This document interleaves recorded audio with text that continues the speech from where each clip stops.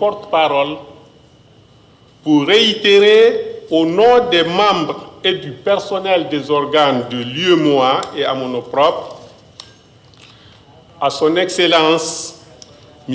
Bassirou Diomaye Faye, Président de la République du Sénégal, toute notre reconnaissance pour son soutien au processus d'intégration régionale de l'UEMOA. Qu'il trouve ici l'assurance de notre profonde gratitude aux imminentes personnalités ici présentes. Je voudrais remercier chacune de vous pour avoir accepté de participer à cette importante rencontre. Mesdames, Messieurs, comme vous le savez, les administrations publiques des États francophones d'Afrique ont été mises en place depuis la période coloniale et se sont caractérisées par leur forte centralisation, leur concentration et une appétence de l'action publique à pourvoir les services publics en régie directe. C'est l'ère de l'État-providence, où les missions régaliennes étaient assurées à travers une action publique dans un contexte démographique maîtrisé et à l'attention des citoyens tolérants, résilients vis-à-vis de la qualité du service public qui était encore à une étape embryonnaire. Ce contexte est de nos jours dépassé car les administrations contemporaines de l'Afrique de l'Ouest évoluent dans un environnement social, politique et économique marqué par une démographie, j'allais dire une démographie galopante.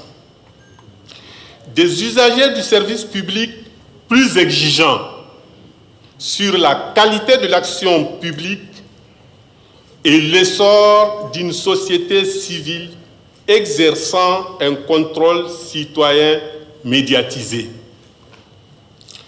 Dans cet environnement, certains États ont même promulgué les lois du service public qui ambitionnent de garantir l'égalité, la neutralité, la continuité et l'adaptabilité des services publics à tous les usagers. À ces initiatives contemporaines de réforme ont précédé de vastes programmes d'ajustement structurel dans les années 80, sous l'investigation des partenaires, notamment financiers, qui ont permis aux États de se recentrer sur leurs missions régaliennes essentielles et qui ont eu des résultats mitigés vis-à-vis des performances des administrations publiques africaines. Cette situation, combinée à la crise financière internationale, notamment de 2008, a amené les États à développer des stratégies de réforme et de modernisation de l'administration publique africaine à l'aune des défis à relever. En tout état de cause, des modèles alternatifs de gouvernance publique en Afrique se sont avérés nécessaires pour permettre aux administrations publiques d'être plus performantes dans la satisfaction des besoins des usagers du service public et de relever les défis de développement.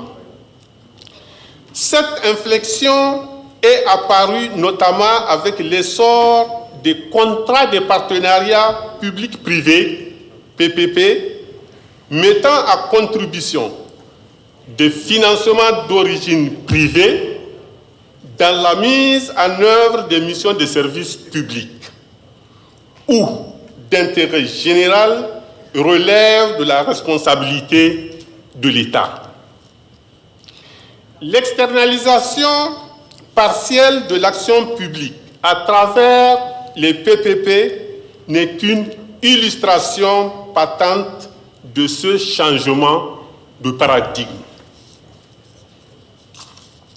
Mesdames, Messieurs, notre union n'est pas restée en dehors de ce processus. En effet, la Commission a fait adopter en septembre 2022 par son Conseil des ministres un texte communautaire, à savoir la directive 01-2022, portant cadre juridique et institutionnel des PPP, dotant ainsi notre union d'un instrument juridique pour accompagner les actions des États membres et mobiliser les partenaires privés.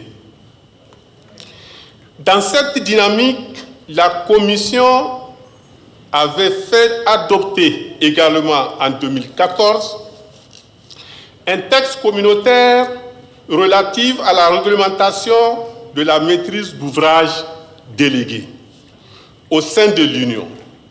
Ce texte communautaire visait à désengorger les administrations publiques des États membres et de bénéficier de l'expertise des partenaires privés dans la mise en œuvre des projets de développement. Soucieuse d'accompagner les États de manière générale, la Commission de l'UEMOA, dans son rôle, bien sûr, d'harmonisation des législations nationales qui lui est confié par l'article 7 du traité fondateur de l'UEMOA, a profondément contribué à réformer nos administrations publiques qui sont aujourd'hui à l'ère du budget programme. Plusieurs autres textes ont été pris à cet effet pour accompagner les États. Dans le domaine des finances publiques, l'Union a mis en place un cadre harmonisé à travers 8 directives qui portent sur la transparence dans la gestion des finances publiques, sur les lois de finances, la comptabilité publique, les statistiques des finances publiques. En matière de commandes publiques, des textes ont été adoptés en 2005, notamment les directives 04 et 05, pour mettre en place les bases d'une optimisation de la dépense publique. À travers des procédures d'acquisition conformes aux standards internationaux. Dans la même lancée, la décision 03-2014 portant plan d'action des réformes des marchés publics et des délégations des services publics au sein de l'Union a proposé des mesures susceptibles d'améliorer le niveau d'absorption des crédits d'investissement inscrits au budget des États. En matière douanière, l'Union douanière est opérationnelle depuis 2000, basée essentiellement sur un tarif extérieur commun. On notera également l'existence de politiques sectorielles dans les domaines de l'eau, de l'énergie, des mines, de l'agriculture, de l'élevage, dans le domaine de la santé, de l'enseignement supérieur, de la culture, des questions numériques. À travers ces politiques sectorielles, l'Union met en place les cadres adéquats pour améliorer substantiellement la satisfaction des besoins de nos populations. Mesdames, Messieurs, C'est dans cette optique que s'inscrit le présent forum sous-régional sur les enjeux et la réforme de l'administration publique en Afrique de l'Ouest, dont l'objectif est de réunir les autorités étatiques, les hauts cadres de l'administration publique et la société civile au niveau national et au niveau sous-régional, afin de partager les expériences, d'analyser les défis communs et surtout de proposer des orientations stratégiques pour la réforme et la modernisation de l'administration publique, en particulier au Sénégal. L'objectif est noble car permettra d'optimiser l'action publique des administrations de nos États francophones d'Afrique au regard des objectifs de développement durable ODD.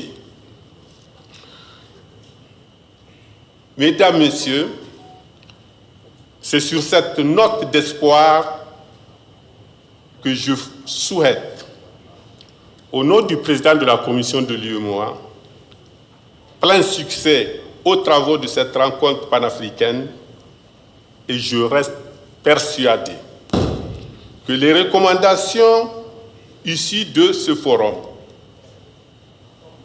permettront utilement de moderniser et de performer davantage l'action publique dans les États francophones d'Afrique en général et dans ceux de nos États membres. Je vous remercie pour votre aimable attention.